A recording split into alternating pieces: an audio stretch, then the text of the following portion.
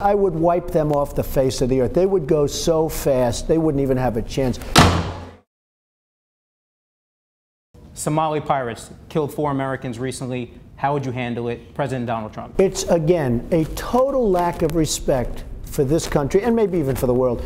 Give me one good admiral and a few ships, I would wipe them out so fast. Can you believe they're holding 40 ships, 800 and some odd men and women, I guess, and we do nothing?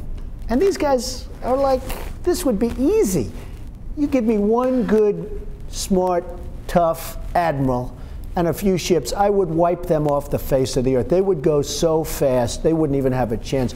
Can you believe that these guys are taking tankers that are 1,000 feet long, that cost hundreds of millions of dollars, and just taking them with rowboats? It's hard to believe. One good admiral, that's all I want. There's been a union now unrest, mass protest in Wisconsin. It's flowing over to Indiana and Ohio, New Jersey, about ending collective bargaining rights and making unions, public unions, pay more into their health care. Well, really not in New Jersey, because Chris Christie has not come out against collective bargaining. He hasn't come out. How would you handle, though, the union situation in general? Well, I grew up with unions. New York is largely union. And I sort of spent a lot of time also in Florida, which is a right-to-work state, so it's a very different kind of a thing.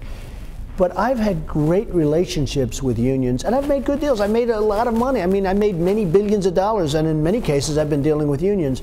So collective bargaining doesn't bother me so much. Now, I think each state is different. I see what the governor of Wisconsin is doing, and I fully understand what he's doing, and he wants to get things in order, and he wants to get it down, and this is the way he feels, and I can understand that. At the same time, you'll look at New Jersey and other places where they're not looking to take that stance. They'll bargain with the union in a collective fashion. So I can live both ways with it. I fully understand both sides of the argument. But again, coming from New York, I've made a lot of money with collective bargaining and dealing with unions through the collective bargaining process. Do you agree with how Governor Walker has handled the situation? Well, he's handling it the way he wants to handle it. I respect his toughness. We need tough people now in government. We cannot have the weak-kneed people. You need tough people in government. Otherwise, we're going to have nothing but problems in this country. So he's going to straighten out Wisconsin. It may be horrible for him politically, or it may be good for him politically. Right now, I think it's very mixed. Nobody knows exactly what the end result to his future is. He's taken a very risky stance. But I do like the toughness. I do like the fact that he's willing to take on an issue.